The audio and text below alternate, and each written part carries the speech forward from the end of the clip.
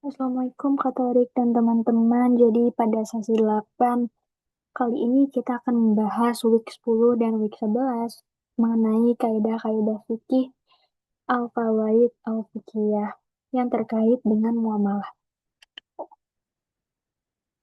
Jadi di week 10 ini kita akan bahas part 1 yang dimana materinya mencakup al-aslu fil muamalat al-ibahah, kedua al-aslu fi al-manafi al-hilu, tiga al-rido bil bi al-syai, dan keempat al-hajatu manzilata al-darurati. Next. Nah, kaidah yang pertama itu ada al-aslu fil muamalat al-ibahah, yang dimana semua perkara muamalah seperti jual beli, sewa menyewa dianggap boleh sah dan halal hingga ada dalil yang menunjukkan keharamannya. Contohnya, lalu ada kaidah asasiyah yang merupakan bagian dari al-yakinu la yuzalu bisyak, atau keyakinan tidak hilang dengan keraguan. Penyebab pelarangannya yaitu yang pertama haram zatnya, yang kedua haram selain zatnya, dan yang ketiga tidak sah akadnya. Transaksi haram contohnya itu ada tadlis, najsi, ihtikar, atau jual beli untuk maksiat. Nah, di sini ada dalil syar'inya yaitu di Quran surat Al-Maidah ayat 87, yaitu wahai orang-orang yang beriman, janganlah kamu mengharamkan sesuatu yang baik yang telah Allah halalkan bagi kamu, dan janganlah kamu melampaui batas. Dan ada juga dari hadis Nabawi yang merupakan kamu lebih mengetahui urusan duniamu. Hadis riwayat Muslim. Nah, selanjutnya ada kaidah yang kedua yaitu al-aslu fi al-manafi al-hilu wa al-mudaru al-hurmah. Nah, di sini dijelaskan yaitu eh, manfaat manfaat itu merupakan sesuatu yang halal. Contohnya itu jual beli dibolehkan karena mengandung manfaat dan mendorong tolong-menolong antar manusia, dan juga upah mengupah dan utang piutang diperbolehkan karena manfaatnya nyata kecuali ada unsur penipuan.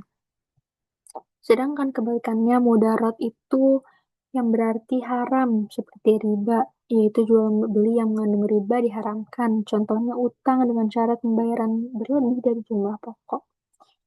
Dalam Quran surat Al-Baqarah ayat 219 disebutkan bahwa tidak boleh membahayakan dan tidak boleh saling merugikan.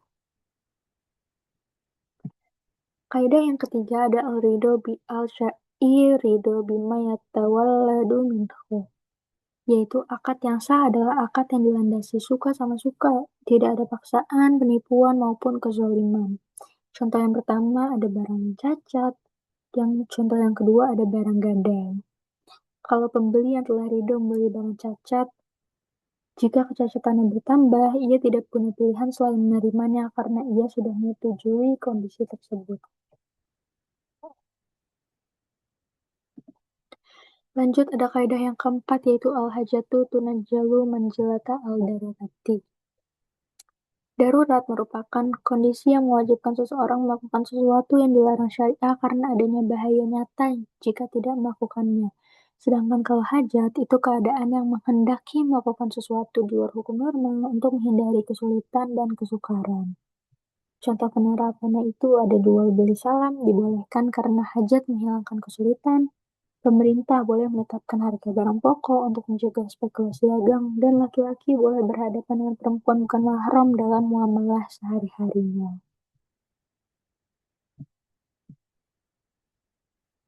Nah, di sini ada beberapa soal tentang studi kasus. Contoh soal yang pertama, ini kita sebutkan 5 kaidah fikih pokok dan berikan contoh kaidah fikih turunannya dan contohnya.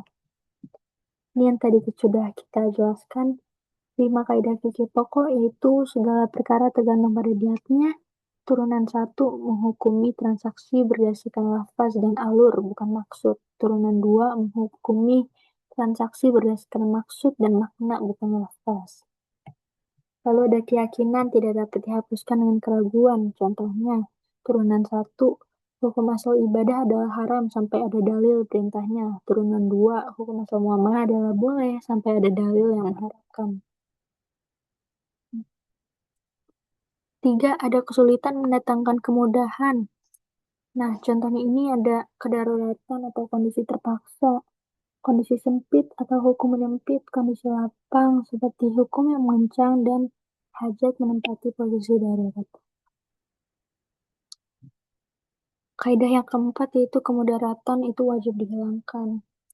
Kemudaratan berat bisa dihilangkan dengan kemudaratan yang lebih ringan. Dan turunan yang kedua yaitu menghilangkan kemudaratan diutamakan daripada mendatangkan kemaslahatan. Dan kaidah yang terakhir yaitu adat kebiasaan dapat dijadikan hukum. Turunan yang pertama, kesepakatan tidak tertulis yang ada dan terjadi di masyarakat itu seperti kesepakatan tertulis antar pelaku transaksi. Nah, turunan yang kedua, hukum itu bisa berubah sesuai perubahan zaman, tempat, dan juga kondisi. Ini ada soal yang kedua dan soal yang ketiga. Kita lanjut aja ke kaidah-kaidah fikih al-qawaid al-fiqhiyah yang terkait dengan muamalah part 2. Ini udah masuk ke week 11. Ini ada beberapa materi yang akan dibahas. Nah, ini kaidah yang kelima yaitu al-ibratu fi al-uqudi lil makasidi wal ma'ani lil alfazi. Nah, dalam akad yang menjadi tolak ukur adalah maksud dan makna yang terkandung, bukan sekedar lafaz dan susunan kata. Jadi para ulama itu sepakat bila niat dan lafaz berbeda yang dianggap sah adalah maksudnya. Contohnya itu seperti bantuan darah, hadiah bersyarat, dan pinjaman berbayar. Kaidah keenam yaitu ada al-haraju bi al-daman, yaitu hasil usaha muncul bersama resiko atau hak mendapat hasil sejalan dengan tanggungannya. Contoh kasusnya itu di sini ada pembeli sapi perah. Nah, pembeli sapi perah mengembalikan sapi karena menemukan cacat setelah beberapa waktu. Selama di tangannya, ia telah memerah susu sapi tersebut. Hasilnya yang diperoleh, pembeli tetap memiliki hak atas susu yang udah dia ambil, yang udah dia peras, karena selama masa pemeliharaan ia menanggung biaya pakan dan risiko kematian sapi. Kaidah yang ketujuh yaitu al-ghurmu bi al-ghunmi, yang sering banget kita dengar, yaitu resiko itu sejalan dengan keuntungan. Jadi setiap pihak yang ingin mendapatkan keuntungan harus siap menanggung resikonya juga. Prinsip ini mencegah eksploitasi dalam transaksi komersial. Contohnya itu ada di biaya angkut, barang gadai, sama biaya notaris. Contoh yang kita ambil itu yang pertama aja ya, contohnya biaya angkut.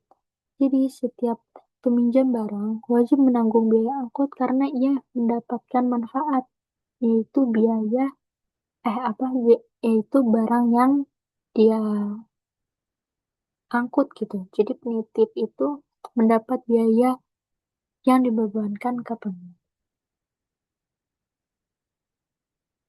Kaidah yang ke-8 yaitu kullu qardin jaran manfaatan fahuwa riba. Yaitu setiap pinjaman yang mendatangkan manfaat bagi pihak yang meminjamkan adalah riba yang diharamkan. Contohnya seperti pinjaman uang, pinjaman barang, dan jasa tambahan. Kenapa sih ini bisa terjadi? Karena qard adalah tabaru atau tolong-menolong. Jadi mengambil keuntungan dari akad sosial merusaknya menjadi eksploitasi. Nah, di dalam Islam ini, uang bukan komoditas yang bisa disewakan untuk diambil bunganya.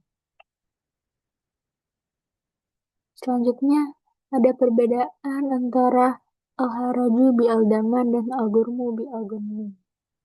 Kalau al-haraju bi al-daman, fokusnya itu melegitimasi hak mendapat hasil karena sudah menanggung resiko aset. Sedangkan kalau al-ghurmu bi al-ghunmi, menetapkan kewajiban menanggung biaya karena menikmati manfaat. Kalau sudut pandangnya al-haraju bi al-daman, seseorang berhak atas keuntungan. Sedangkan kalau al-ghurmu bi al-ghunmi, seseorang wajib menanggung biaya. Penggunaan utamanya kalau al-haraju bil al-daman melegalkan kepemilikan keuntungan bagi pengelola, sedangkan kalau al-ghurmu bil al-ghunmi menetapkan siapa yang harus membayar biaya operasional atau kerugian.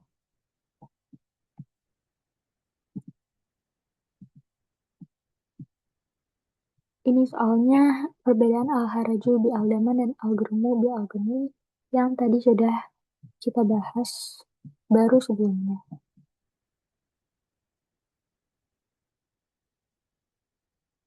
Ini ada soal contoh studi kasus ya. Soal studi kasusnya yaitu seorang nasabah datang ke bank syariah untuk memiliki mobil. Bank menggunakan akad yang secara literal tertulis sewa menyewa atau ijarah. Namun di akhir periode, mobil tersebut otomatis menjadi milik nasabah setelah cicilan selesai. Secara hukum fikih, akad ini disebut apa dan menggunakan kaidah yang mana? Nah, jawabannya akad ini itu secara substansi menggunakan akad ijarah muntahiyah bitamlik atau yang sering kita sebut IMBT, yaitu sewa yang berakhir dengan kepemilikan. Kaidah yang digunakan yaitu kaidah yang kelima, yaitu al-ibratu fi al-uqudi lil maqasidi wal ma'ani la lil alfazi. Jadi meskipun lafaznya tertulis secara sewa, namun karena maksud dan makna para pihak adalah perpindahan kepemilikan, maka hukum yang berlaku adalah hukum perpindahan hak milik, bukan cuma sekadar sewa biasa. Sekian, terima kasih.